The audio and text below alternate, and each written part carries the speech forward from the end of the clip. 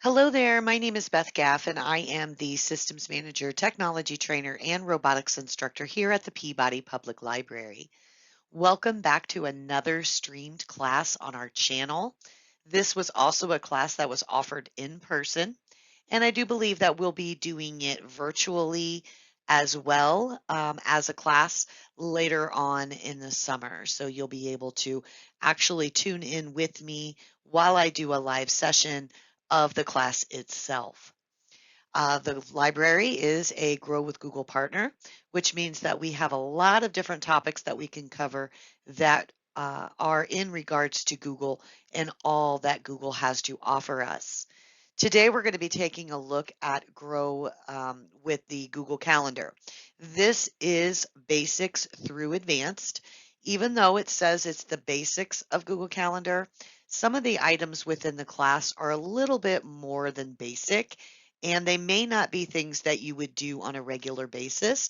However, it's just kind of nice to know some of the things that you can do with Google Calendar.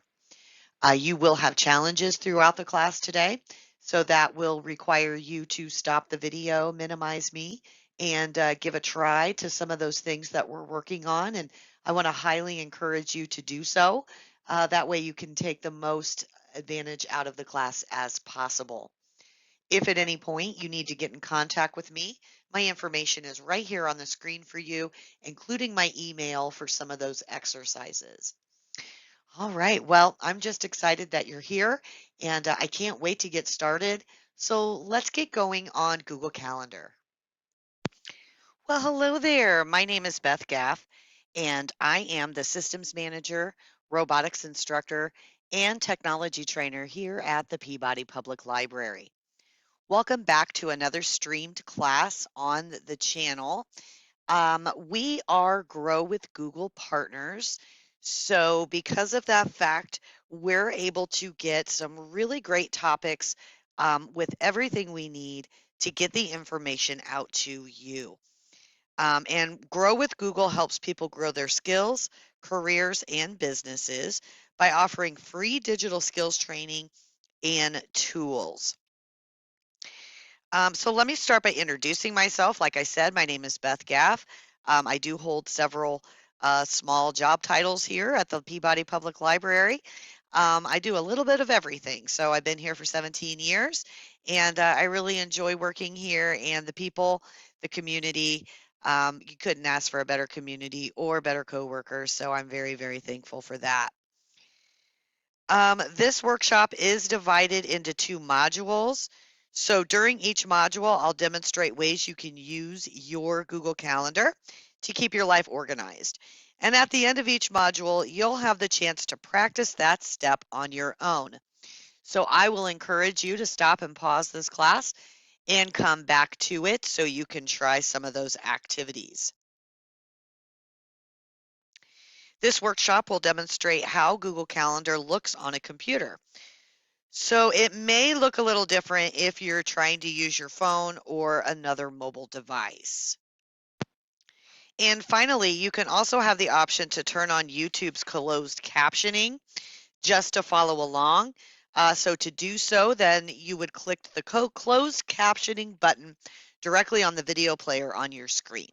That way you would just see the words and not hear me or if you're having a hard time understanding what I'm saying, sometimes closed captioning helps with that. All right, let's get started with learning the basics of Google Calendar. So first we need to know what Google Calendar is, right? So Google Calendar is an online calendar that can keep track of everything you need to remember and do. It's free to users and comes as part of a free Google account. So if you have Gmail, you have a Google Calendar too. Have you ever written down your appointments in a planner? Google Calendar is a digital version of that. You can use it to schedule appointments, create reminders for yourselves and others, even invite people to meetings. Like a paper planner, it will keep you organized, on time, and on schedule. Unlike a paper planner, Google Calendar can be accessed from any device with internet access. you can easily change or delete information from any device you use and will see the most up-to-date version of your calendar no matter how you view it. You can make an appointment on your home computer, adjust the time on a computer at the library, then get a reminder for the appointment on your phone. Google Calendar allows you to digitally share your calendar with anyone.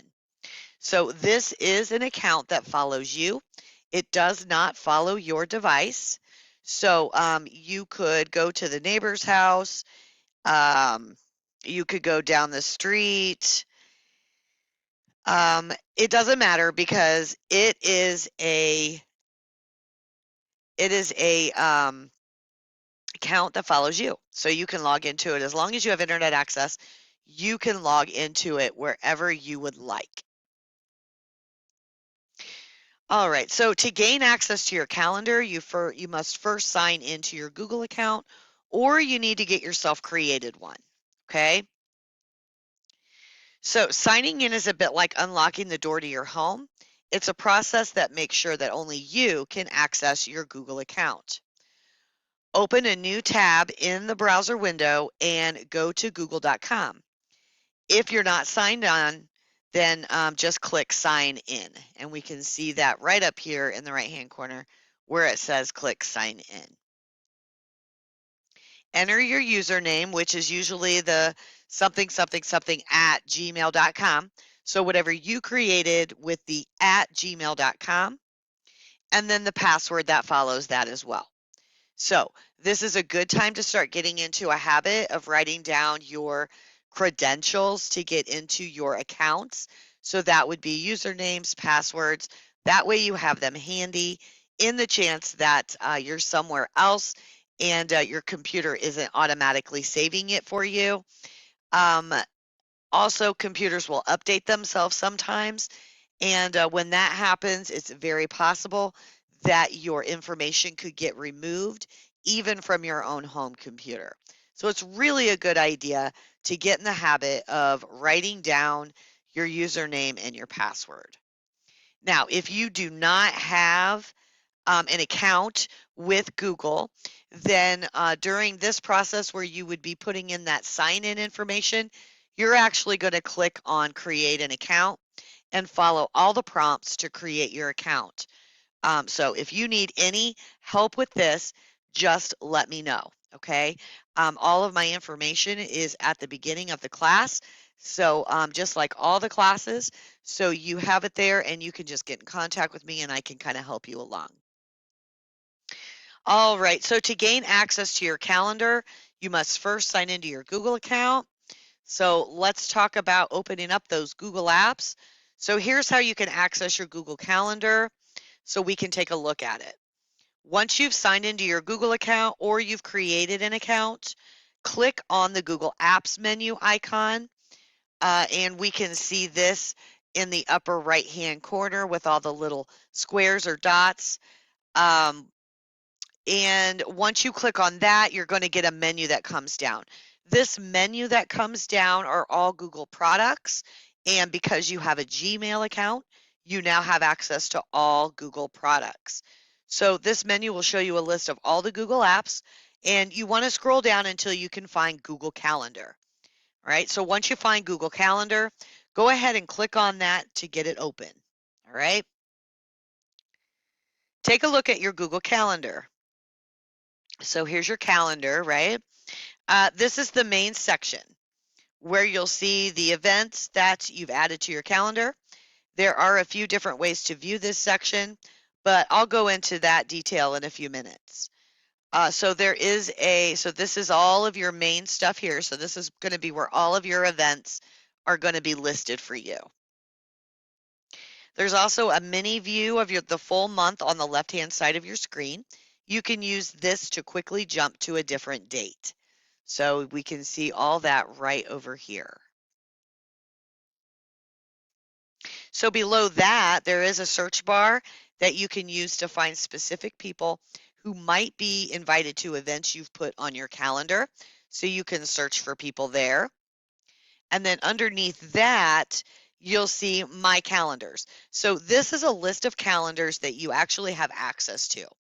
When the check box next to any of them is checked, you'll be able to see the events in that category. And they would be color coded like you see the colors on here. Although those two blues look similar, they are different colors. All right, so to get started on that, you would need to click on the Create button, which would allow you to create a new event on your calendar. You'll be the only person who can see what you put on the calendar unless you choose to let other people see your calendar events, which I'll talk more about that later as well. Calendar view allows you to see your schedule in different increments. First, you'll open the menu in the upper right side. So we're going to click on that. So by default, which means it's just set up that way, the calendar is set in week-long increments. And we can see that week right here. So the word week would be displayed. Yours might also say day, month, years, schedule, or even 4 days. Click that word to open the menu. So click on whatever word you have right here to open that menu. You can now see a single day or a week, a month, or a year. You can also see 4 days at a time. To change the view, open the menu on the upper right side and choose the increment of the time you'd like to see. Day, week, month, year, or 4 days. So you would click on one of these as to how you would like to be seen. Or you can view your schedule, which will just show as a written list of events that you created. So that's what this schedule will do. All right, now it's your turn. We're going to give this a try, and let me go ahead and kind of do a recap on what we just did. And then I'm going to encourage you to minimize and pause this video and go into your Google Calendar and give it a try, all right? So let's take a few minutes to change your calendar view. Open the menu in the upper right-hand corner. So by default, it should say week, right? We just went over that. But it might also say something different. So you might want to click on that so you can see what your options are. So go ahead and click on at least 3 different increments of time. So for example, day, month, 4 days, and then you can click schedule. If you don't already have any events on your calendar, your schedule will be empty except for the holidays. So this is just getting you familiar with clicking those different options and just seeing your schedule, or maybe you want to see other items besides your schedule. So there's different ways of doing that. All right, so to get items on your schedule, you actually have to create an event. So in this section, you're going to learn to add events to your calendar. Hopefully you had fun going through by minimizing and pausing our video. You had the opportunity to get in there and kind of take a look at some of those options you have on your calendar using those menus. Okay, so now we're ready to create an event. So we're going to learn how to add events to our calendar. An event can be anything. So if you need to schedule and remember something, maybe like a work meeting, a get together with friends, even a reminder to water your plants, doctor's appointments, that's what this would be good for. You can also use your calendar to create a reminder of something that you need to do, or create a task so you can tackle your to-do list. So in this module, you will create a calendar event for an imaginary meeting. If you have a real life meeting you want to create a calendar event for, you can do that as well, or possibly a doctor's appointment. However, we're going to use this meeting to actually try to invite other friends. So this wouldn't really be like a reminder. This would be more like an event, okay? So we're going to use the example. So we're going to title our event team meeting when we go to create it. So here's how to create an event. You are going to click on Create. So here is Create. This is in the upper left-hand corner of your screen. And then you're going to click on the words Add Title and type in the name of the event, which we decided was going to be called Team Meeting. So right there on that Add Title, go ahead and enter in Team Meeting. Now for the date and the time and the description for your event. So start with the date, okay? So you're going to click on that displayed date to reveal a mini calendar. So you're going to actually click on this and it's going to pop up a calendar for you. On that mini calendar, you're going to click the day when you want your event to take place. So they are choosing November 9th, okay? So November 9th is what is set. So then you're going to want to click on the time, just like you did the date, and type in the starting and ending time for your event. If your event will be all day, like a vacation, then check that box next to all day. So see that all day? Yeah, we're going to check this box to make sure it's all day so that we know it's an all day event, or you can set your times right there. Now click on the description. So you want to type something short for your description. Your description can just describe what the event will be. So this is going to be our weekly team meeting. And I'm letting everybody know I'm bringing snacks. And of course, we've titled it, changed our date, our time, and so forth.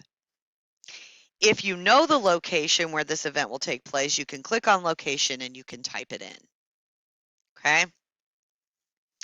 All right, now it's your turn. We're going to create an event.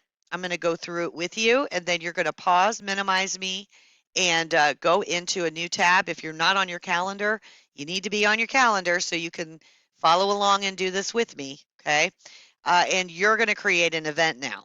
So to create your first event, so this doesn't have to actually be an event. You can just make one up. But if you want to use an upcoming event, meeting, or something else, you can. It's completely up to you. So first you're going to click on Create, and we see that Create right here. And this is in the upper left-hand corner, okay? Once the menu opens, and we see that menu here, you're going to type in the title of your event. Okay, so that's where we're going to type in our title. Next, you're going to click on the date and time and add in the time and the date of your event. So there's our date and time, and again, we just click on the date, which will pop up that menu or that calendar so we can choose a date, and then you'd be able to do your time. And then finally, you want to type in a short description of the event so you know what that event is about. Now, once you're done, you're going to want to click this save button. Okay, make sure you click on that save, or it's not going to save. It's not going to do anything. It's just going to sit there in limbo. Okay, all right. You can do this. I have faith in you. You got it. Minimize me, pause me, go into your calendar and get your event created. All right, well, hopefully that wasn't too bad for you to create an event. Hopefully you've got one in there. And now we can kind of explore out into some other things that our calendar can do. So some events you'll schedule will be just for you. For example, you might create an event reminding you to take a walk every day. But most events, such as meetings, dates, and appointments, involve more than one other person. Now, maybe not a doctor's appointment, but other types of meetings. So in this module, we're going to learn, or section rather, we're going to learn to invite guests to an event. When you invite a guest to an event, they will receive an invitation. If they have a Google account, the event will automatically appear on their Google Calendar. All right, so to invite guests to your calendar, click on the words Add Guests and type in the email addresses of people that you want to invite. Let's go back. So here is Add Guests. You're going to click on that, and then you're going to enter in the email addresses of people that you want to invite. You're going to add an email address and then hit enter, then add another email address and then hit enter. Okay. So after you type in each email address, you want to press enter on your keyboard. That way it'll put them down below. If it's an email you've contacted before, your guest's Gmail profile may pop up as a suggestion. So then you can just click it. So if you've emailed them before somewhere else, then you probably have them in your contacts and they may just pop up. So make sure you're looking for that. The people you invite to your event will receive an email invitation letting them know about the event, even if they don't have a Gmail account. Everyone you invite can let you know if they are going by clicking yes, no, or maybe links in the email that they get. Okay. So after I've added all my people, I can see them all down here. Okay. Now, if you want your, if you want your guests to be able to change the time and date of an event, you need to click on guest permissions. So below the list of your guests, so here's my guests after we've added them, is guest permissions. This will open up a menu where you can choose how much access your guests can have to change or add to your event. Click the Modify Event box will allow your guests to change the time of the event to a more convenient one for them. Okay, so here is where you're right now. It's under just invite others and see guest list, but you can also check that modify event. Oops, modify event, and this allows them to change things on there. If your guests do modify the event, they'll have the option of sending you an email letting you know about the new time. The new time of the event will automatically show on your calendar. Once you've finished making the changes, make sure you click Save. Right down here, okay? All right, now it's your turn. Try to invite some guests. You can most definitely use me as a guest. My email is bgaff, so that's B-G-A-F-F, like Frank, at PPL, like Peabody Public Library, dot L-I-B, like library, dot I-N dot U-S. So my email is bgaff at PPL dot L-I-B dot I-N dot U-S. And I do believe that is at the beginning of the class as well on our very first slide. So definitely invite me to your meeting. I would love to be a part of it. So you're going to type in my email address or whoever's email address you would like in your guest box. Make sure you hit enter after each one that you put in there. Now you can let your guests modify the event. So they would be able to have permissions. So you need to give them guest permissions to modify. You're going to click on that modify, which allows them to now change the date and the time or anything else that you've given them the option for. So it's your turn. Go ahead and minimize me right now and pause this video and go ahead and get on your calendar, follow these simple instructions and get yourself some guests in there. And if you're not sure who to invite, just invite me, bgaff at ppl.lib.in.us.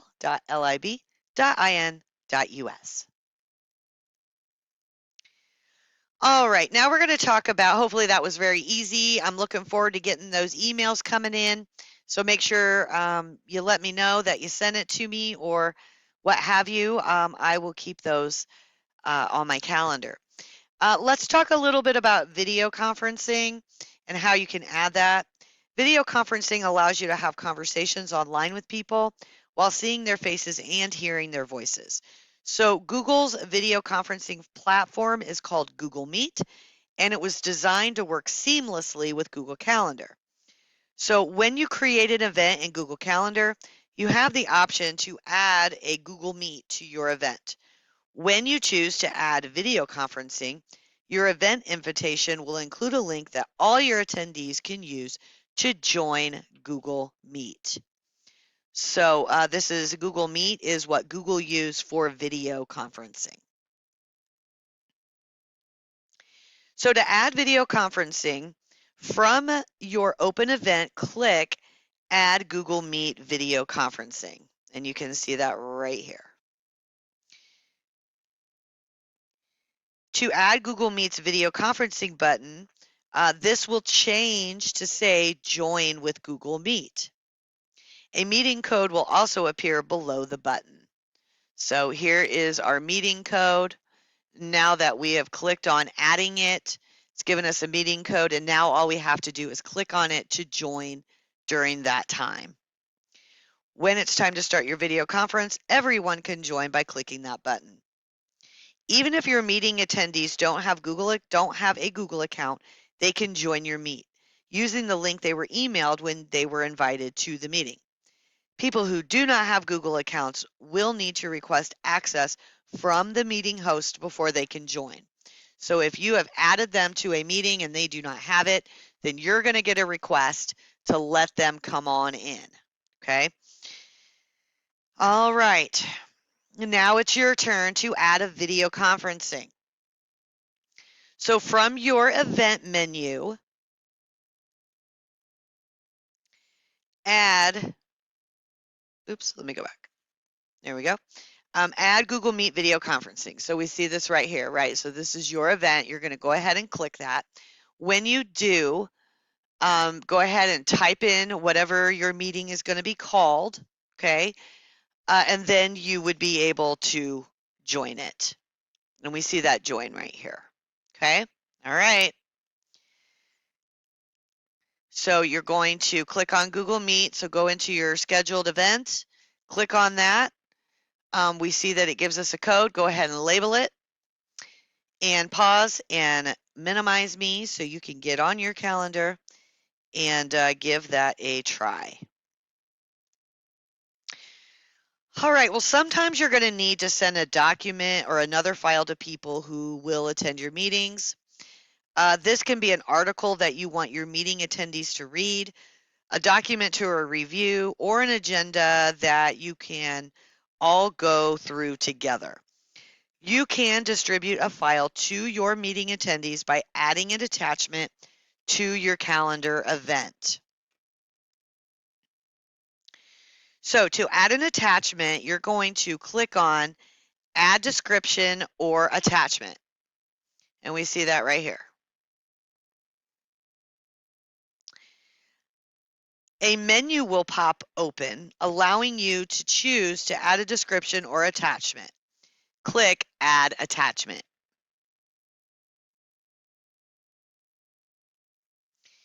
A window will open, prompting you to attach a recent file, a file from your Google Drive, a file that was shared with you on Drive, or a file you upload from your device. So here you can do it from your Drive account, something that may have been shared with you, or if you want to get it from your computer, that's what the upload will do. You can also type something into the search bar to help you find a file to attach. So this would be your search bar, and it's going to search your Google Drive account. So this is optional. You do not have to do this if you don't want to, but I would encourage you at some point to give this a try of adding an attachment to your calendar. Just remember to add on that description. Add the description or attachment. Then you're going to click on Add Attachment, and then you're going to select where the document is located or upload it from another location.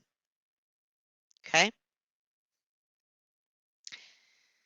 Once you've created an event, you can always edit it to adjust any of the settings or add a notification. You can add a scheduled event at any time. So to do so, find your event on the calendar. Okay. Double click it. So let me go back. Here's my event on the calendar, team meeting. Now I'm going to double click it. Now you can edit any aspect of the meeting. the title, the time and date, the location, the description, add or remove guests, give them more or less permissions to modify the event or invite more guests. So you can come in here and re-alter this and change anything at any time. All right, now it's your turn. Let's try and open and edit an event that you created. So go find your event, and we can see that I have mine circled down here. Change the event's title by clicking on the current title and typing in something new. Okay, so now you're going to try it. Go ahead and go to that event you've created, double click on it,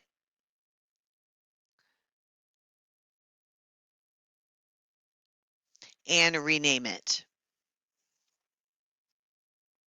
Minimize me, pause me, come back to me later, and give some of this stuff we've been doing in these modules a try. I'm not offended at all. Just pick me back up when you're done. Sometimes it's helpful to get a reminder of an upcoming event. Google Calendar's event notifications will alert you when you have an event coming up.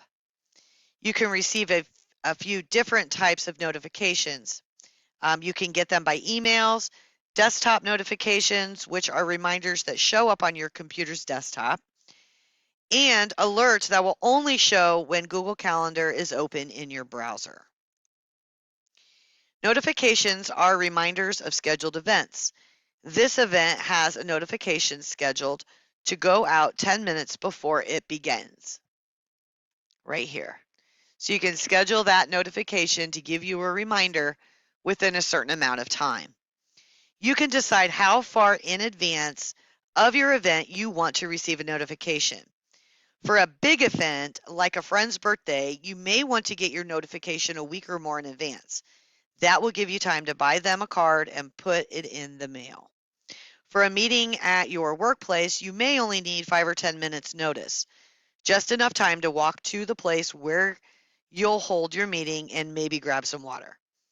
In Google Calendar, notifications default, which means it's just set up that way, it's set to 30 minutes.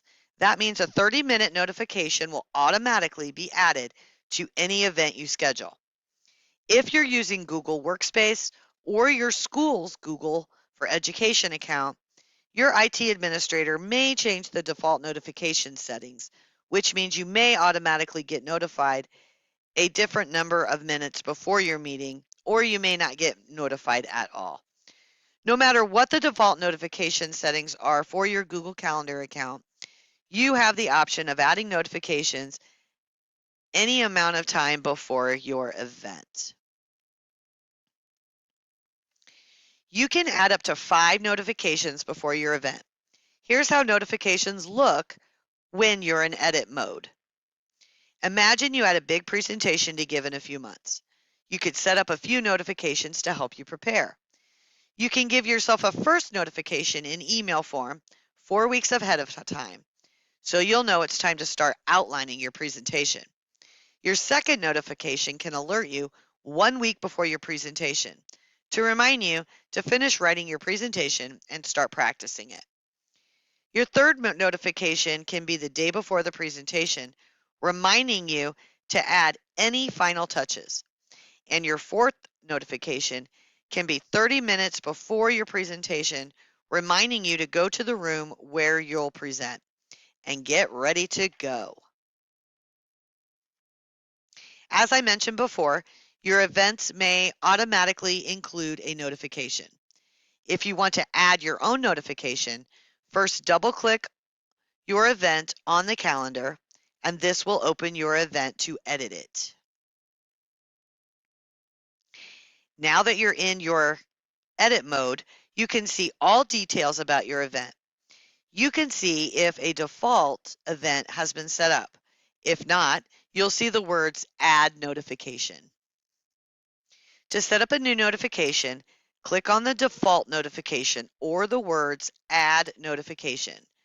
Then, select whether you'd like an email or a regular notification.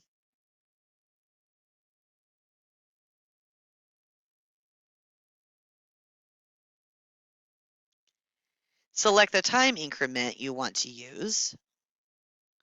Then click on the number and type in the number you'd like to use instead.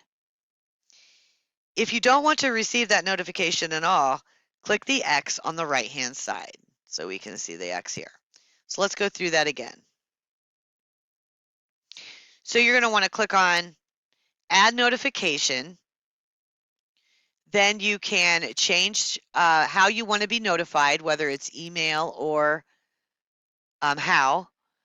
And then 10 minutes before, an hour before, days before, and then you just put your number in there.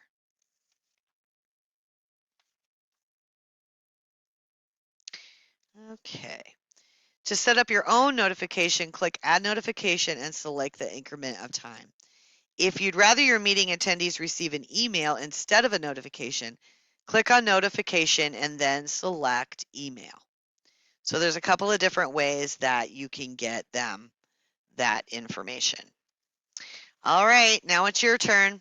Let's try adding a notification to one of your events. So I'm going to kind of just brief you on it, and then you can come back when you're finished. So you're going to want to minimize and pause me and go to your calendar event. So click on the default notification or add notification, which is right here. This, of course, is after you've opened. Okay, so you're going to want to definitely select how you want them to receive that email notification. Now update the timing of your notification. Sorry. So you're going to put that timing in there.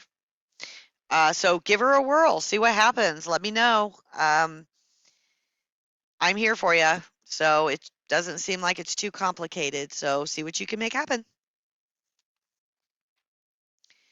All right, so there are a few other settings in Google Calendar that allow you to customize your experience and ensure your privacy. In this section, we're going to talk about notification and privacy settings in Google Calendar. Let's talk about the who can see your events. Your calendar events will automatically be private unless you share them with people. When you make an event public, the people you share your calendar with will see the event details on your calendar. If the event is private, only you can see what's written on the event.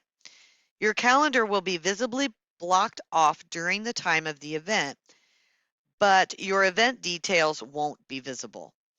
If you're working on a specific project, you can make the meetings for that project public.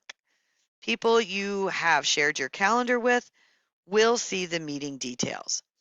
But if you have a doctor's appointment or another personal obligation that you want to put on your calendar, you can keep that information private. Your coworkers will know you are not free to meet at that time, but they won't have any other information. To change the privacy settings on an event, click the menu that says Default Visibility. So that's right here, Default Visibility. Select Public or Private.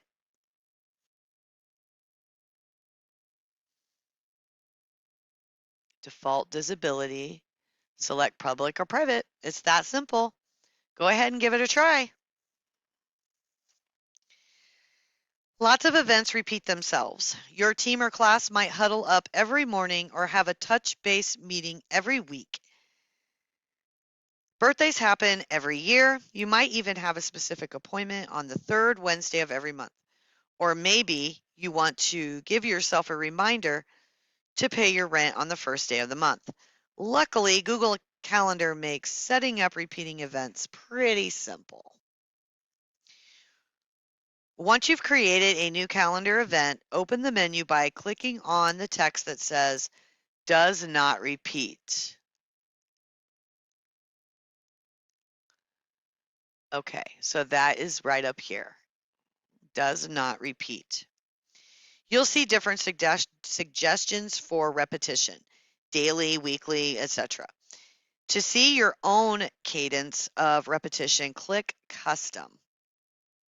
Custom is right down here. From here, you can choose exactly when and how often you want your meeting to repeat. When you're done, click Save to save your event. You can also choose an end date when your meeting will stop repeating. For example, if you're organizing a school club, you can stop meeting at the end of the school year.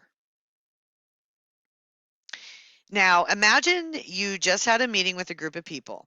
It went so well, you want to hold that meeting every week at the same time, or you want to hold a follow-up meeting for 1 week later. Luckily, there's a quick way to duplicate a calendar event, so you can make a copy of that event. Then change whatever details you want to make sure that the event shows up on everyone's calendar every week. To duplicate an event, double-click on the event to open and edit into the edit mode. Open the More Actions button. So we see the More Actions button up here.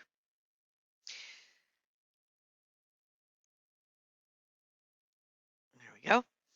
Select Duplicate. An exact copy of the event will open with the same title, invited guests, and details. Make changes to the update this duplicate. You can make changes to update the duplicated event, like changing the title, the invited guests, or even the calendar where the event is stored. When you're done updating the event, click Save to save it to your calendar. So you always want to remember that you're clicking Save after everything, okay? All right, now it's your turn. Let's set up a weekly repeating event. So click on Does Not Repeat, and we can see that circled here.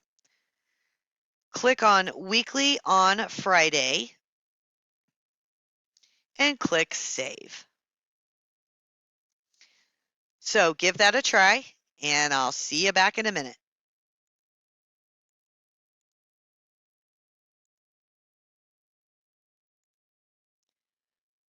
Okay. Excuse me. All right. Creating a new calendar. Now we're getting into some more advanced type items. Some of this stuff it goes from basic to intermediate to advanced. I'm starting to learn that. So to create a new calendar, Google Calendar allows you to create new calendars at any time. Why would you want more than one calendar? Creating multiple calendars within your Google Calendar allows you to color code certain types of events and view them as a group. You could create a calendar to see just your work events and another to see your child's extracurricular activities. You could also create a calendar to function as your work schedule calendar. The owner of this calendar has created, let's go ahead and get in there, a few individual calendars. Each calendar is listed on the left side under calendars. And this color coding should go along with what they're doing. So this is a workout schedule is all in her purple, right? To view, the view for each calendar can be turned on and off by selecting and unselecting the check marks. So you can turn these on and off here. One calendar is orange, tracks family fun. Another is purple, tracks her workout schedule. In green, you can see the United States holiday calendar.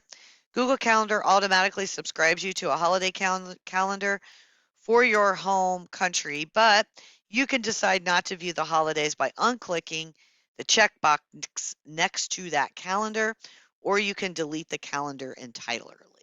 So you can uncheck, oops. So you can see here, there's all kinds of combinations that you could do just by checking and unchecking. Viewing multiple calendars, creating, okay? So here's how you're going to create a new calendar. Let's imagine that you want to create a calendar with your team at work to track everyone's upcoming time off. First, you'll create a new calendar. On the left side of the Google Calendar, scroll down below My Calendars until you see Other Calendars. So here's Other Calendars. Click on the plus mark next to Other Calendars. Select Create New Calendar. Give the new calendar a name that lets you know what it is for or who uses it. For example, you could name it Family Events Calendar or Team Volunteer Work Calendar. Write in a description just a few sentences about the purpose of the calendar and how it should be used. A work time off calendar's description could read, add in your days off as soon as they're approved. So this one is using the Family Fun Calendar. And this is the description that they've put in for that. Finally, select your time zone. It's going to be in this area here. Keep in mind that people using this calendar in different time zones will automatically see the times uploaded in their own calendars. When you're done, click Create Calendar. All right, let's recap and give it a try. So down there on the left-hand side, you are going to click on the plus sign. That's going to pull up this menu, and you're going to click on Create New Calendar. You want to type in the name for your calendar of whatever it's going to be. Go ahead and choose your time zone, and then click Create Calendar. Okay. All right, we're going to talk about sharing a calendar. Now let's take a look at how you can share that calendar you just created with other people.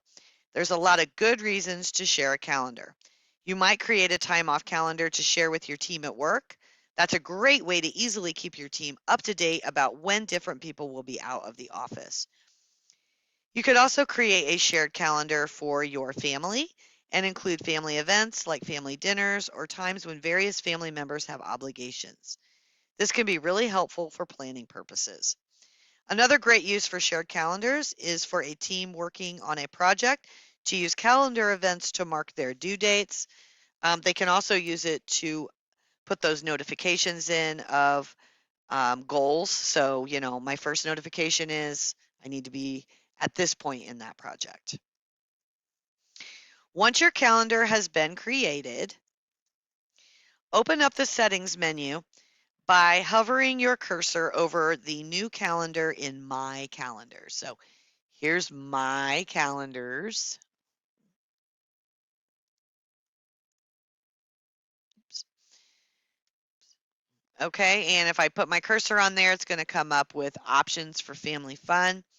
You'll see 3 vertical dots. It's going slow, sorry. There's those 3 vertical dots. So if you click on that, then an options menu will come up. Then you can click settings and sharing. And this is also where you would color those calendars for yourself.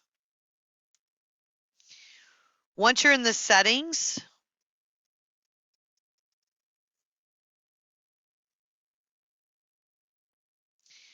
and sharing menu, scroll down to make decisions about your calendar. Check the make available to the public to make it so that anyone in your network can find that calendar. Or you can share your calendar with specific people. To do that, click Add People. You can invite people you want to have access to the shared calendar. This can be your coworkers, your family, or your family members. A window will pop up where you can type in their email address and select what level access they will have, just like what we've already done. So see only free busy. We're going to start at the top. This keeps them from seeing the details of the event, just the fact that the person isn't available. The next one is see all event details. This lets them see all the info that the person has entered about the event. Then you have make changes to event. This allows the person to make changes. Make changes and manage sharing allows the person to not only make changes, but they can decide who else in the group can share the calendar with others. So you have a lot of different options of what you can do.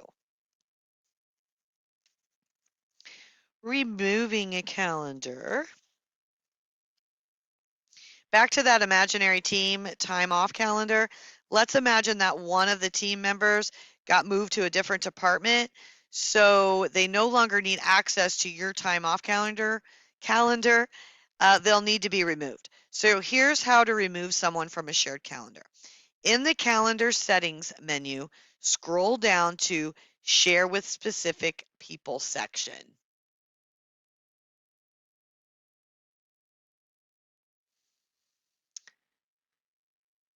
Click the X next to the name and email of the person you want to delete. So here's my people, and then I can just X them right out of there. And that removes them. All right, it's your turn to share a calendar. Open the settings menu. Add people. Type their email addresses in. Select their permissions. And you can use me, bgaff@ppl.lib.in.us. So you can use my email to send that.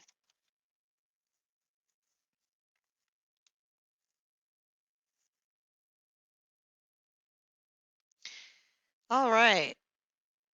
Let's talk for a second about, this isn't showing us that, so I almost want to escape this and go into it because my slide is not there. Okay, here we go. So we're going to kind of take a look at the calendar on your phone, okay? One note before we end, Google Calendar is also useful as an app on your smartphone. The app has similar features as the computer version of the calendar, so let's take a look at it. On the screen, I'm showing you a mini view of a full month on a smartphone, a calendar. You can use this to quickly jump to a different date. At the top in the main view of your events, so here's where you'll see the events that you've added to your calendar.